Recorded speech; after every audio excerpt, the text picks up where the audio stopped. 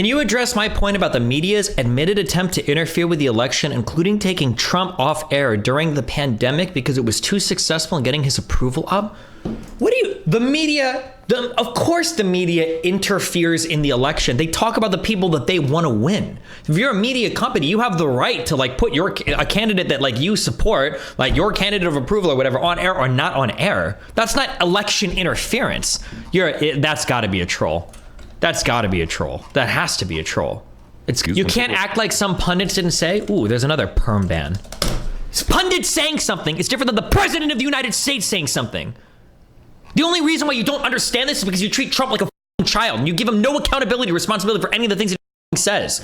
Are you going to tell me that there's some random dipshit on CNN that said the election should be invalid? Yeah, probably. I'm sure there was. I'm sure there were random pundits that said a lot of crazy shit. I'm looking at political leaders, okay? Did Hillary Clinton say this? Were there people in the Senate or House that said this? I'm not asking what the Anderson Cooper said. Right now I'm talking about the ex-president of the United States.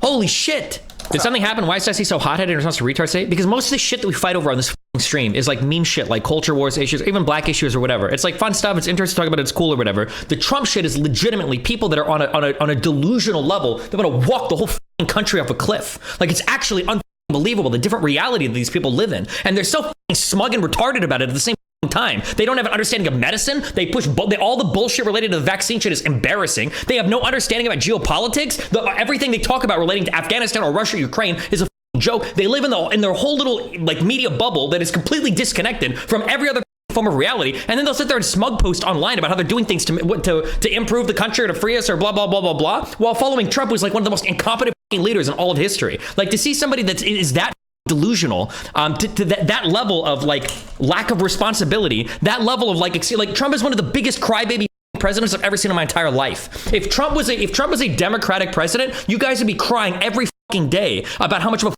fucking loser that he is. Every time he goes on stage, oh, they stole the election. Oh, all the people around me backstabbed me. Oh, it's just blah, blah, blah, blah. He's the least accountable leader of all time. And that is one of the most important aspects of being a leader is taking accountability. Like Trump ran on the auspice of being a leader and being a unifier. He said that he was going to bring Democrats and Republicans together, and he said he was going to be a leader that takes accountability. He divided this country more than any other president in history, probably including Civil War times, okay? Literally, he was one of the most divisive presidents in U.S. history, and he couldn't bring anybody together on anything, and he's one of the least accountable people of all time. Guess what? I'm sorry. Welcome, because I know that a lot of you people that vote for Trump are poor like loser Republicans that don't know anything about running businesses. You just assume that Daddy Trump does. Here's step number one to being a CEO or a leader in a business. And I'll tell you this as an entrepreneur, okay? This is the fact. You are who you hire. You are the people that you surround yourself with. And every good leader or CEO will tell you that. Trump probably would have said the same thing before running for president. In fact, I would probably bet my life savings without even having seen it.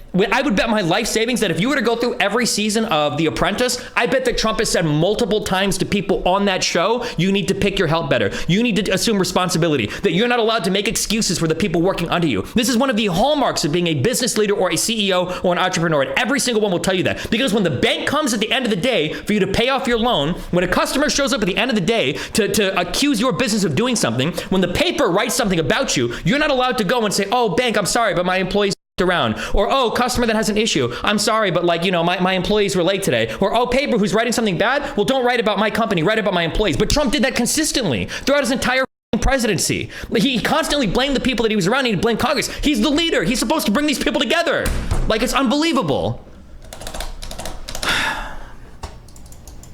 He's one of the worst leaders of all time in terms of being in the presidency, and you guys can't see it because you're mad about trans kids, because you let progressives on Twitter just like trigger the out of you so much that you turn into this atomic ash snowflake that just wants to watch the world burn. Why do you like Trump? Well, I don't defend Trump as a president, but he's really funny.